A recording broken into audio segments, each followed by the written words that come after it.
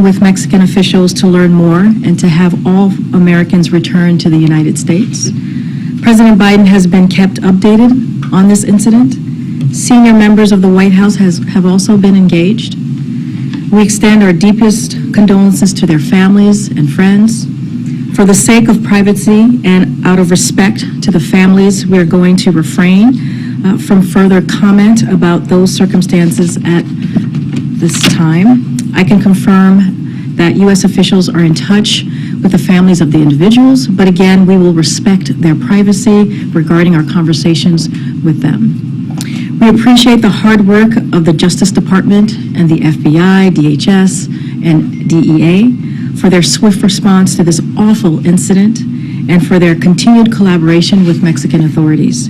These U.S. agencies remain in close touch with their counterparts, and we expect that they will share more as they can. Attacks on U.S. citizens are unacceptable, no matter where or under what circumstances they happen. We will continue to work closely with the Mexican government to ensure justice is done in this case. Since day one of this administration, we have been focused on disrupting transnational criminal organizations, including Mexican drug cartels and human smugglers. In the past few months, President Biden signed an executive order giving the Department of Treasury expanded authorities to penalize cartel organizations and those who control or enable them. And we have imposed powerful new sanctions against cartel organizations in recent weeks. We remain committed to applying the full weight of our efforts and resources to counter them. Right now, our immediate concerns are for the safe return of our citizens, the health and well-being of those who survived this attack, and the support which must be rendered to the families of those who need it. Now, I want to move on to the news that we put out this morning. As you know, President Biden put forward his plan to protect and strengthen Medicare by extending it for another generation. The president's budget does this without cutting any benefits. In fact, he lowers costs for seniors with lower out-of-pocket costs for drugs, a $2 cap on cost sharing for generic drugs for chronic conditions, and lower behavioral health care costs as well. Instead of cutting benefits, as MAGA Republicans in Congress have suggested, the president's budget asks the wealthy to pay their fair share and cut subsidies to Big Pharma. The president is proposing to do the following: increase the Medicare tax rate on income above $400,000, close loopholes in existing Medicare taxes, and give Medicare the power to negotiate lower prices for more prescription drugs. The president would not raise taxes on anyone making less than $400,000 a year, and he will not cut benefits for any seniors. But he will make sure Medicare is there for people who earned it through their work, hard work. Also, as you saw this morning, we announced that President Biden and First Lady Jill Biden will host President and First Lady of the Republic of Korea for a state visit in the United States. The visit will include a state dinner, will be the second state visit of the Biden-Harris administration. Under President Biden, we have taken the U.S.-ROK partnership to unprecedented heights in a way that benefits our economies and our people and strengthens deterrence in Indo-Pacific region. For example, the ROK has invested tens of billions of dollars into the United States. These are investments that will bring our two countries even closer together, help strengthen our supply chains, and give our economies a competitive edge. We have strengthened our defense and security partnerships bilaterally to advance deterrence and peace across the Indo-Pacific. And we've supported ROK and Japan as they've worked to increase cooperation amongst each other, effectively strengthening the U.S. ROK-Japan trilateral partnership. The United States ROK alliance, more than a military or security partnerships, it has grown into a truly global and future-oriented alliance. Our countries also hold strong people-to-people ties. The United States is home to a large number of Americans with Korean heritage, and our countries share many cultural interests, including in music, television, and movies. This state visit will only strengthen or deepen U.S. ROK ties, and we are looking forward to celebrating the 70th anniversary of the U.S. ROK Alliance here at the White House. I also wanted to say a few words on the continued attacks that we are seeing from Republican officials on women's health care, like we saw earlier today. Republican state legislators in Florida proposed today a bill that would ban abortion before many women know if they are even pregnant, virtually eliminating a woman's right to make health care decisions about her own body. This ban would prevent not just the nearly 4 million Florida women of reproductive age from accessing abortion care after 6 weeks, but would also impact the nearly 15 million women of reproductive age who live in states across the South with abortion bans and would no longer be able to rely on Florida as an option to access care. We know that these bans are already having a devastating impact on women's health. In a case filed today in Texas, we unfortunately heard devastating firsthand accounts of women's lives almost lost after they were denied the health care they needed. Horrifying details of needless pain, all because of extreme efforts by Republican officials to take away a woman's ability to make her own health care decisions. Politicians like Governor DeSantis and Abbott espouse, quote, freedom for all, unquote, while directly attacking the freedom to make one's own health care decisions. Their rhetoric doesn't come without consequences here. The stories told today in 2023 in the United States of America are shameful and completely unacceptable. Like the overwhelming majority of Americans, the president and the vice president believe women should be able to make health care decisions with their own doctors and families, free from political interference, period. They are committed to protecting access to reproductive care and continuing to call on Congress to restore the protections of Roe v. Wade in federal law. And finally, I want to say a few words today about the actual date of the 58th anniversary of Bloody Sunday, which is today. As you all know, the president traveled to Selma on Sunday to commemorate this important day so that history can't be erased. He talked about how the continued fight for voting rights is integral to delivering economic justice and civil rights for Black Americans across the country. And today I wanted to highlight some of the historic gains the president has made on racial equity. 2 years into this administration, the president has done the following: brought Black unemployment to near historic low, provided almost $6 billion to HBCUs, lowered prescription drugs and energy costs for seniors, nominated more Black women to federal courts than any president before him, cut Black child poverty in half, and this administration is replacing lead pipes and delivering clean water across America. There's more work to be done, and we understand, the president understands, that we need to continue fighting to finish the job. With that, Colleen, you want to kick us off? Sure, thank you. So the president said that his budget is going to extend Medicare solvency for, I think, 25 years. Can you walk us through the math a little bit on how that would work? So I'm not going to dive into the math here. The president's going to lay out his budget, as you know, on Thursday, which will be very detailed and transparent, which is something that the president said he was going to do to make sure that the American people see for themselves how the president sees moving forward on the economy and doing it in a fiscally responsible way. As you know, you've heard me say many times, we welcome Republicans to do the same, House Republicans to put forth their budget, and also in a transparent way. So I'm not going to break it down into specifics here. Again, it will be transparent and you all will see it on Thursday. But I'll say more broadly as it relates to Medicare and the announcement that we made today. As you know, Americans have been paying into this particular program since their first job, some of them since they were teenagers. And elected officials, we believe, the president believes, has a duty to ensure this lifeline is available for generations to come. And so we're going to do this. We're going to make sure that rich pay their fair share, and by cutting big pharma subsidies to lower costs for seniors and ensure Medicare's durability aren't big ask. And we believe that this is an obligation. This is an obligation that elected officials have. And again, you'll see more of the president's budget on Thursday.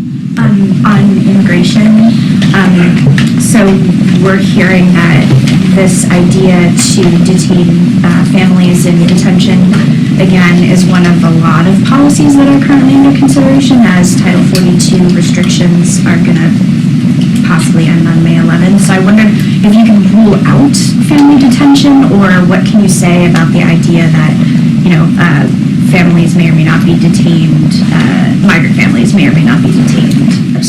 So I'm not going to go in on rumors that are out there or conversations that are happening at this time. The department, as you know, as you just noted, Colleen, the Department of Homeland Security is certainly continuing to prepare for the eventual lift of Title 42. No decisions have been made, but we've been very clear on how we're looking to how the president wants to move forward, and he's been clear from the start, from the beginning of his administration, by putting forth a comprehensive immigration reform. And his approach has been making sure that we expand legal pathways for asylum seekers, limiting illegal immigration, addressing root causes, and also increasing border security. That's how the president has seen the process moving forward. That has been his approach. And what he wants to do is build a system, build an immigration system that is secure, that is orderly, and that is humane. And that's how we're going to move forward as we look towards the Title 42 eventually lifting. As you know, it's going to be as soon as May 11th, and that's going to be the president's focus. Okay, Mayor. I understand no decisions have been made, but the president, shortly after he came to office, put an end to this policy of detaining migrant families as a candidate. He said we should not be locking people up. You aren't ruling it out either. So why is this even being considered as a possible option now? I'm just not going to comment on rumors that are out there. I'm not saying it's being considered. I'm not saying but I'm not saying it is, and I'm not saying it is not. I'm saying that I'm not going to speak to rumors. There are rumors out there. Clearly, the Department of Homeland Security is working through ways on how to move forward once Title 42 is lifted. I'm just not going to get into speculations. I'm going to let them do their work. And what I will say, and I just laid this out for Colleen, we have laid out over and over and over again, putting forth policies on how the president sees the process moving forward, right? He is going to use the tools that he has before him to make sure that we deal with an immigration system, or we build an immigration system that's, again, safe, orderly, and humane. And we've expanded legal pathways for immigration. We have tried to worked very hard to limit legal immigration into this country by making sure that the border was secure. Again, this is something that Republicans could work with us on. He put forward an immigration policy, a comprehensive immigration policy on day one, but what we're seeing on the other side is political stunts. That's what they want to do. We're not looking to do political stunts. We're looking to deal with a real issue. You mentioned the president is looking for a way to tackle this issue that is safe, orderly, and humane. Is there ever an instance in which he thinks detaining migrant families can be safe, orderly, and humane? I'm just not going to get into, again, that's diving into speculation that's out there, rumored conversations. What I can lay out to you is his approach, and we've been very clear on our approach these past 2 years. Just one more. Is there a hope here that the threat of family detention may be a deterrent? Look, this is a rumored conversation that I'm just not going to weigh in, even by answering that question. I'm just not going to weigh in into rumors that are out there. So on the inflation question, Chair Powell has been testifying today, has sent some very, very strong signals to the market that rate increases could be coming. I realize you can't speak about the Fed, but what is your sense about the questions that they were getting about the role that corporate profits have played in fueling inflation, and whether that is an important factor to consider? And what would you say about just the January data? In terms of waiting to see perhaps if that data is confirmed. So I just want to be very careful. You stated it, but I have to state it from here that the Fed is independent and we do not comment on their policies. So I want to be very mindful. The president believes that it's important to give the Fed the space needed to make decisions on monetary policy, and so we're going to do that. As it relates to inflation, our economists have been very clear. As you're asking me about data, they view the recent inflation data, or recent inflation more specifically, and jobs data as well, as evidence that the president's economic plan is working. We're seeing inflation starting to moderate. Inflation has come down than where it was almost a year ago. If you look at it more globally, and where we were a year ago, we have seen inflation moderate. And so And this is happening while the president has continued to grow the economy. You've heard us say this many times. We're an economy that grows from the bottom up, middle out. And so that's what we're focused on. We're focusing on what we can do as well to lower costs for American families. That's what you're going to see from the president's budget on March 9th. And that's what you're seeing from what we even announced today with Medicare. That is what's important to the president as well. As it relates to, Chair Powell being on the Hill doing the hearing, I'm just not going to comment on any specifics to that. So your FCC nominee apparently has withdrawn their nomination. Can you confirm that that's happened, and what is your take on why? So just a couple of things we want to say on that. We appreciate Gigi Son's candidacy for this important role. She would have brought tremendous intellect and experience, which is why the president nominated her in the first place. We also appreciate her dedication to public service, her talent, and her years of work as one of the nation's leading public advocates on behalf of American consumers and competition. With thanks to Chair Cantwell and others for supporting the work of this nomination. With respect to future candidates, though, I know many people were going to start asking me about that. We don't have any updates to share at this time, but again, we appreciate her candidacy and for this important role. And just one quick one on foreign policy. There's reports out today that intelligence believes that a Ukrainian organization was involved in the Nord Stream 2 sabotage. Can you tell us whether you think this was a subject that did Chancellor Schultz and President Biden discuss that when they met at the White House? So what I can say is several of the European partners, Germany, Sweden, and Denmark, have opened investigations into what happened, and those investigations are currently ongoing. So I'm not going to get ahead of them from here.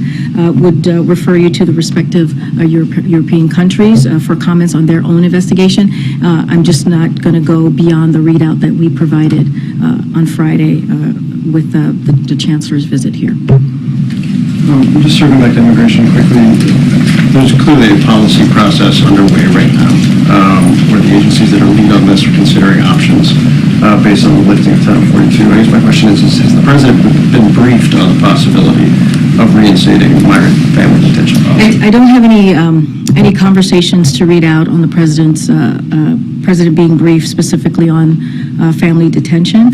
What I can say is, again, these are rumored conversations, and as you just said, Phil, there is continued conversations, policy discussions occurring right now as we're speaking about the Department of Homeland Security, clearly, which is taking the lead on this, on how to move forward once Title 42 is lifted. We're going to let them do that process and do that work.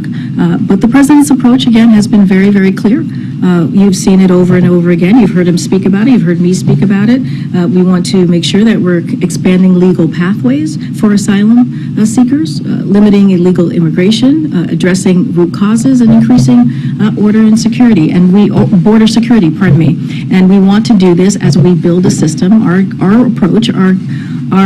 approach is to build a system that is safe, that is orderly, and that is humane. And that's what you're going to see from this president. On foreign policy, comments from Chinese officials over the course of the last 48 hours, Xi Jinping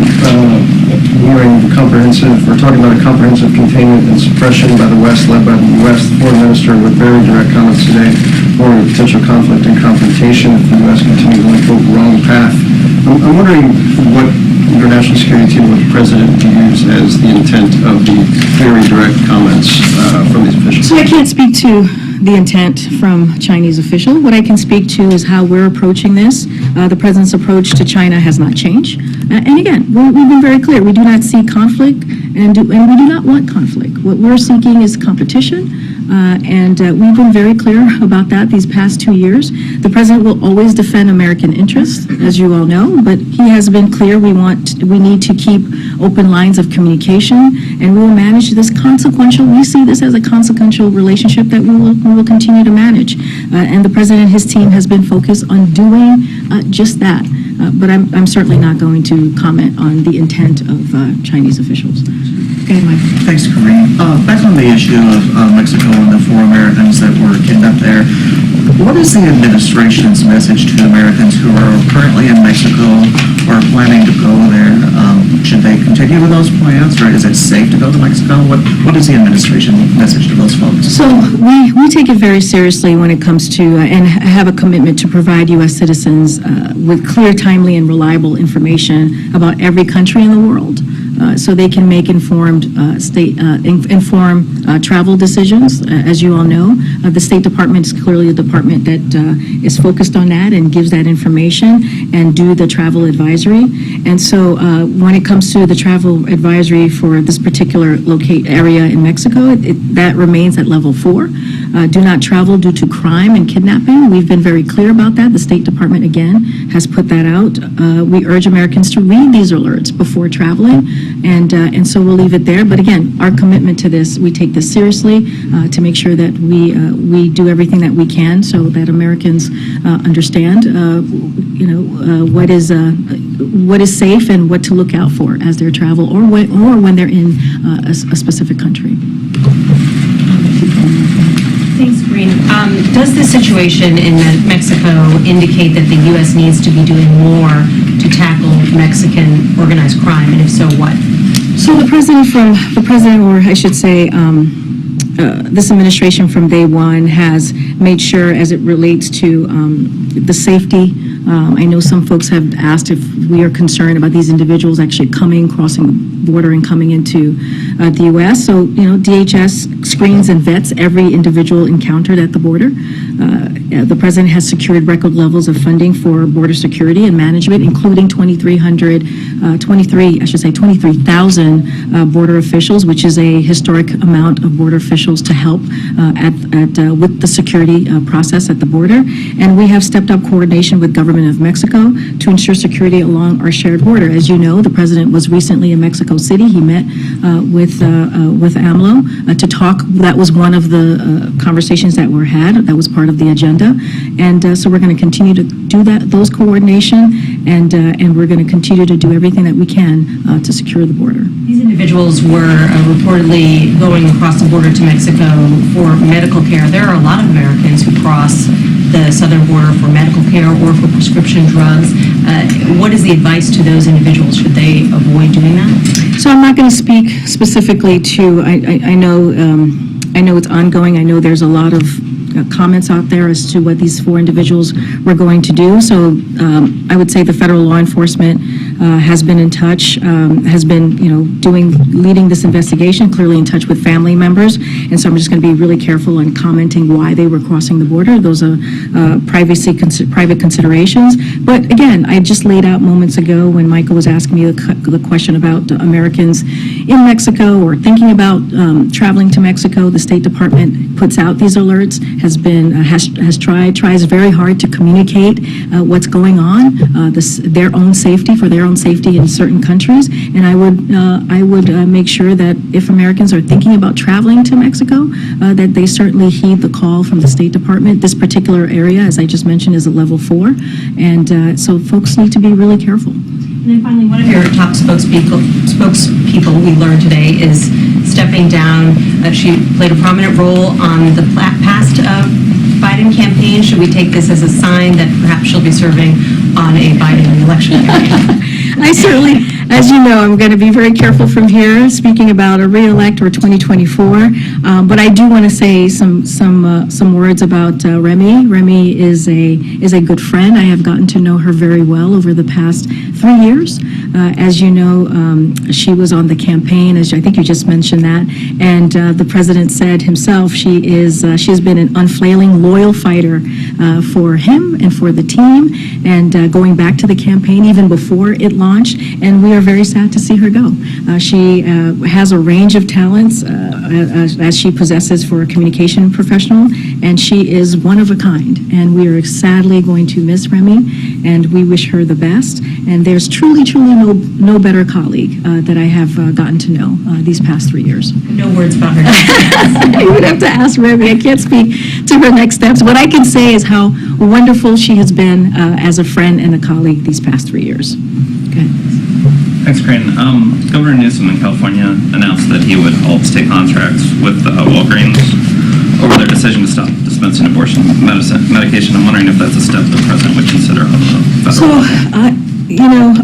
I'll say this. Our focus right now remains on continued access to medication that women and providers rely on for abortion care and miscarriage management. That's what we have been very steadfast on.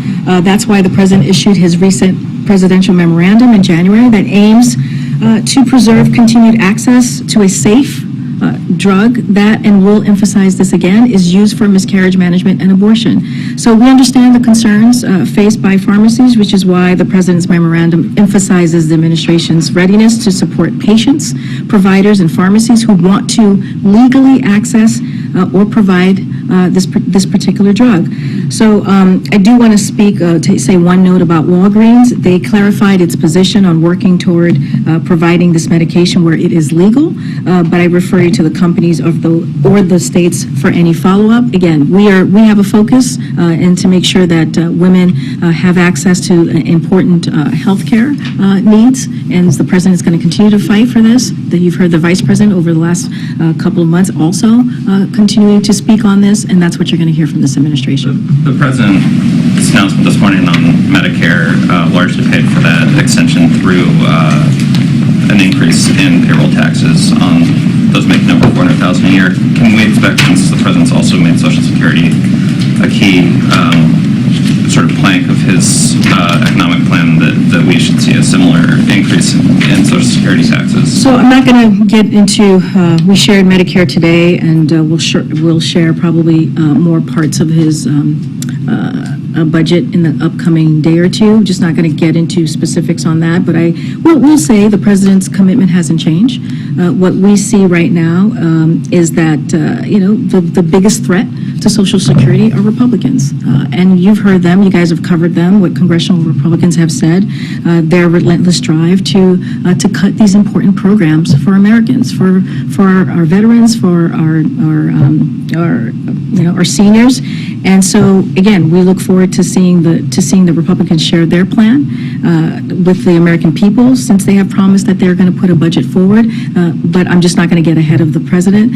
I'll say this as well. The president is also open to proposals that extend Social Security trust fund without cutting Social Security benefits. That is something that we have spoken to and talked about. So he's open to those types of proposals. But again, his commitment to fighting for Social Security hasn't changed.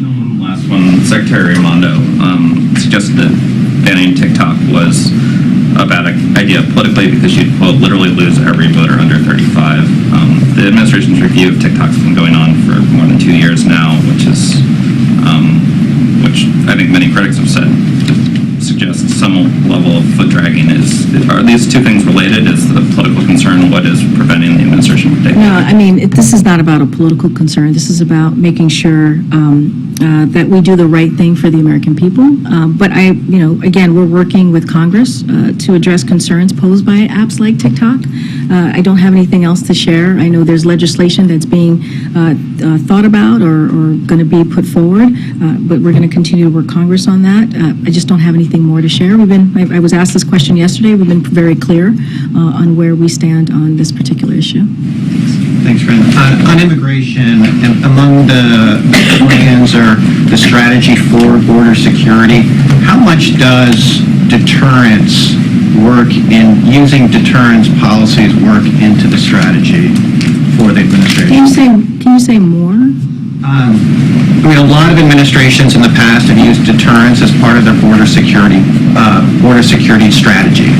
How much is deterrence and sending a message and in using policies that would deter migration going to be part of the administration's policy moving forward from Title 4 after Title 42? I mean, if you look at what the president has put forward in the past several months, since the beginning of this year, when he expanded the parolee program, right? That was a way to give an opportunity to folks who are seeking asylum to find a way to get to apply or to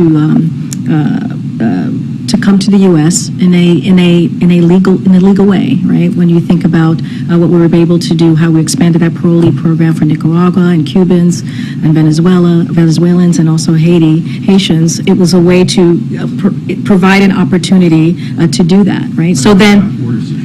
No, but that was a deterrence from coming to the border and a way for them to stay at home and find a way and use the app to come into the U.S. And so that is a way, an incentive, an option, a path, if you will, for them to use to figure out how can they do this in a legal pathway. So those are humane ways of doing this.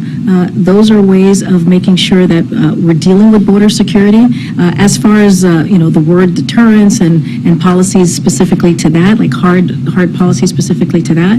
Look, the president has been very clear on his approach. He wants to make sure that we do this in an orderly way, a humane way, and do it in a way that still expands legal pathways, but also deals with illegal migration. Don't have anything more specifics on that, on the deterrence language that you're asking me about. But what we're going to do is put forth policies and use the tools to do just that, to build that system, that border system that was, by the way, decimated by the last administration. So in terms of that, of the system being decimated, now you've had 2 years to rebuild the system. You've been working on the eventual end of Title 42 since the beginning of the administration, working with groups on a plan. How confident should Americans be come May that the system will work, and that how confident should they be that the administration is prepared and the system won't be overwhelmed? So let me just give you a few data points on what we've been able to do, right, which is migration from Honduras. If you look at migration from Honduras, El Salvador, and Guatemala, where our root causes work is focused on, is down by 71% since 2021. That is the work that this administration has done. I just talked about migration from Venezuela, Nicaragua, Cuba, and Haiti. That is down by more than 95% since we expanded the parole program. That was just parolee program, which was just a month or two ago. And that was, again, the president's using the tools that he has in front of him to deal with a real issue. Again, Republicans are not doing anything. They're doing political stunts, and the president is actually taking action. Now, he put forth a piece of legislation on his first day in this administration, a comprehensive immigration policy legislation. We would love to move that forward. But until then, we have to use the tools that we have in front of us to get this done.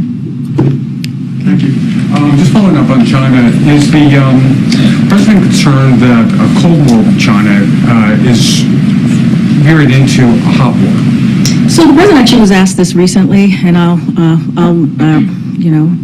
let his words stand. I think he was asked this about a week or two ago, so won't get ahead of the president or won't say more than what the president has stated. Look, we've been very clear in our approach. It's not change. We want an approach of competition, not conflict. And we believe we are more prepared to outcompete China and protect our national security. And that is because of the work that this president has done from day one of this administration. And if you look at many of our efforts towards China, it's been pursued in a bipartisan fashion. But I'm not going to, the president was literally asked this very similar question, so I'll refer you to his comments. But again, our approach to China has not changed. Okay, Peter. Thanks, Green. So cartels kill Americans on this side of the border with drugs, and now they're killing Americans on the other side of the border with guns. Why is President Biden so comfortable with cartels operating so close to the U.S.? Well, let's be very clear. Let me take on the drug part here, because since you brought this up, because of the work that this president has done, because of what we've done specifically on fentanyl at the border, it's at historic lows, historic levels that we have been able to record a number of personnel working to secure the border because of what we've been able to do. Seizing that fentanyl, we've done it in a historic way. That's because of what this president has done. I just talked about 23,000 federal agents that have been able to be, that we've been able to hire and put at the border to secure the border. On top of that, historic sanctions going after traffickers and other financiers are helping disrupt fentanyl supply chains throughout their flow to the U.S. And we're really expanded access to treatments like that are saving lives, if you think about it, which prevent overdoses, expanding as our fentanyl test strips. And through the removal of the X waiver, anyone registered to prescribe controlled medications can now prescribe life-saving medication to treat addiction. So again, we are seizing fentanyl at record historic levels because of what the president has done to secure our border.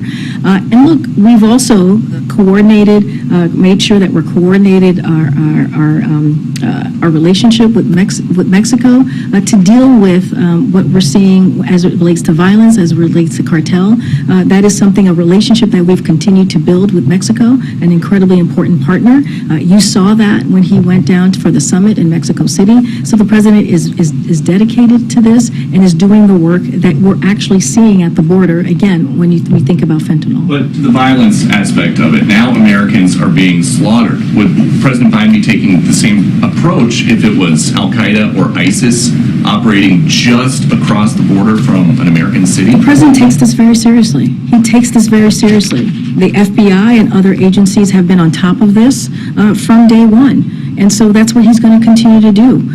When it comes to Americans' lives and when it comes to the safety of Americans, the president's always going to make sure that that is a top priority. Would President Biden ever consider using the U.S. military to disrupt cartel operations? I'm just not going to get into the military and how it's being used. Okay. I want to go back to the question about the FCC nominee. Gigi Sohn has a statement to the Washington Post in which she says that her nomination failed because of what she calls unrelenting, dishonest, and cruel attacks. She calls it a sad day for our country, when in our democracy, when dominant industries with assistance from unlimited dark money get to choose. She has tremendous intellect and experience, and we thought, and we, believed that she would be a great candidate and would have been an excellent political official in this role. And so it is clearly unfortunate. We're sad to see this happen. But again, we are very thankful to her dedication to public service, her talent, and not just for this past year as she was going through the process, but also the last several years as a national public advocate on behalf of American consumers. Let me ask you one more question. Since the president announced his plans for the Medicare surtax today, that number of $400,000, in the past, it's referred to individuals. Is that the going forward plan, or is it married couples file jointly? Nothing has changed from where we have been in the past. Just another follow-up on immigration, not asking about the detaining migrant families at all or any rumors around that, but just given what we've seen from the White House in recent months, including the new asylum rule, is this basically an acknowledgement that without legislation from Congress, the policies that the president previously opposed, he now thinks are necessary in conjunction with some of those legal pathways that you mentioned? So let me there's a couple of things that I want to say about that. A lot of people have compared what the president is doing as either extending what Trump did or being very Trump-like, and I just want to make sure that that is not what is happening here. What we saw in this last administration, the administration before us, was a gutting of the immigration system. That is what they led with, and that's what they did. And a couple of things that we had to fix in this administration these last 2 years. Trump tried to deport dreamers. We went to court to protect them. Trump ripped babies from their mother's arms. We're reuniting those children with their families, with 600 families reunited thus far. Trump funneled billions of dollars from military to build a useless wall. And what we did is we stopped that wall construction and returned the money to support military schools and also equipment. Trump banned asylum, forcing more people to try to enter unlawfully. We've expanded legal pathways for immigration, and unlawful migration is down. I just gave 2 pieces of data to show that. Trump tore down America's refugee system, and what we are doing, we're rebuilding it and have a set of goal of resettling up to 125,000 refugees this year alone. Trump cut off critical assistance to stabilize the Western Hemisphere. And we restarted that assistance to help address the root causes like economic collapse that are driving people to flee. Migration, again, and I mentioned this stat already, migration from countries where we're seeing root causes, where there are root causes work, is focused down by 71% since last year. So that is what we have been able to do in this past 2 years, and how we have been able to try to fix something that the last administration has decimated. Given the pieces that are still in use or have been revived, is that sort of an acknowledgement that they are now necessary or deemed No, necessary? absolutely not. No, absolutely not. From day one, the president has put forth a bill that would expand legal pathways for immigration, increase border security, making sure that we limit illegal immigration. The president is using the tools that are before him to try to deal with an issue that we're seeing here. We have said over and over again, if Republicans in Congress would come and work with us to deal with this issue, we can get it done. We can get it fixed instead of the political stunts that they're doing. Okay, go ahead, Nani. Karen, two questions on foreign policy. In addition to poisoning school girls in Iran, now it's been reported that there's secretive detention sites. The Senate Foreign Relations Committee has asked for investigation by the UN and accountability. What does accountability look like from the White House? Let me just first say we've seen these disturbing reports, deeply disturbing reports, and that we've seen from one of your colleagues here's network. And so what we want to say from here is that we welcome the call from our Senate colleagues for the UN's independent international fact-finding mission on Iran to investigate. Unfortunately, the Iranian regime has a long history of engaging in such practices to stifle dissent and exert control. The cruel, violent suppression of peaceful protest and abuse of protesters that CNN reported shows that Iran's leadership fears its own people. The eyes of the world are on Iran. The human rights abuses inflicted by its government must not go without consequences. The hundreds of protesters already killed at the hands of Iranian state authorities deserve, and their families should see this as well, is justice.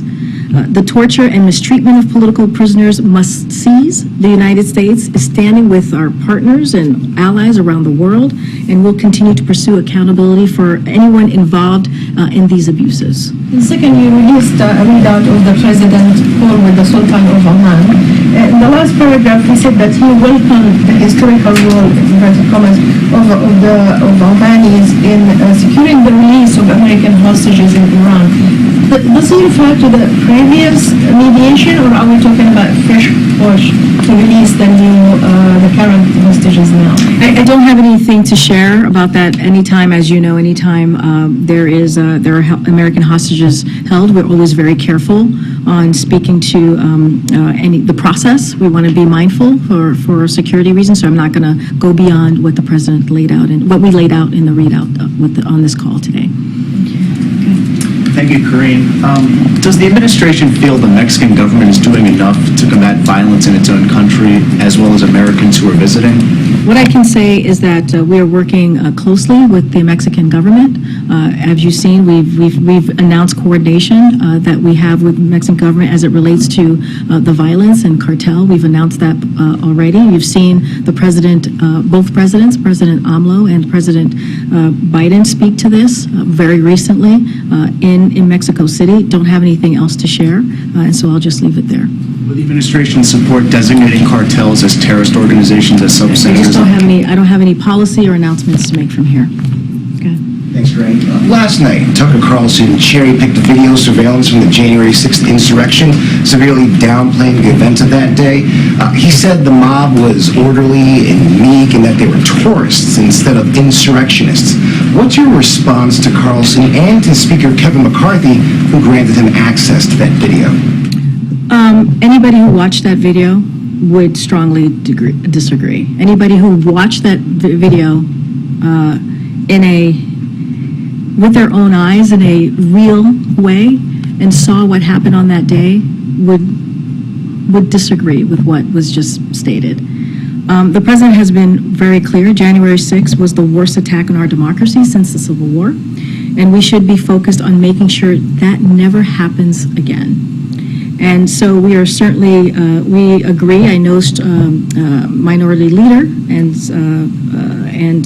Senator Schumer have already said this and would hope that keeping the Capitol and Congress safe and secure remains congressional leaders' #1 goal, and that should be our focus, and that should be what should be considered here. Again, it was one of the darkest days of our democracy, and all you have to do is watch those videos and see how horrific it was, see how sad it was, see an attack on the Capitol, which should not be happening in 2020, And we got to get down to the bottom of what happened. Again, it was an attack on our democracy. And I'll just leave it there. So is Speaker McCarthy irresponsible? I answered your question. Go ahead. Thanks, Corinne. So with the more direct language, I'm asking about China, with the more direct language from the Chinese president and the foreign minister, is there concern that the administration line that they want competition over conflict is seen as weakness by the Chinese? I'm not sure how it's seen as weakness when we are more prepared to outcompete China and protect the national security under this president and because of the work that he's done. I'm going to keep going. I've answered this question multiple times. Go ahead. Thanks, Corinne. On the White House considering reinstating the family detention, advocates are already calling it shameful. Democrats on the Hill called it unacceptable, and a number of Democrats and immigrant advocates are calling for the White House to publicly deny those reports. What's your response to that? My response is these are rumored conversations that I'm just not going to speak to. We've laid out very clearly over the past several months, over the last 2 years, how our approach to dealing with immigration. Again, we've been very clear. We're expanding legal pathways for asylum seekers, limiting illegal migration, addressing root causes, and increasing border security. That's our approach. And we want to make sure that we're building a immigration system that is orderly, that is safe, and humane. That is what the president has been doing, and that's what he's going to continue to do. I'm certainly not going to, again, weigh in on any rumored conversations from here. I'll be back tomorrow, guys. I'll see you tomorrow. Thank you.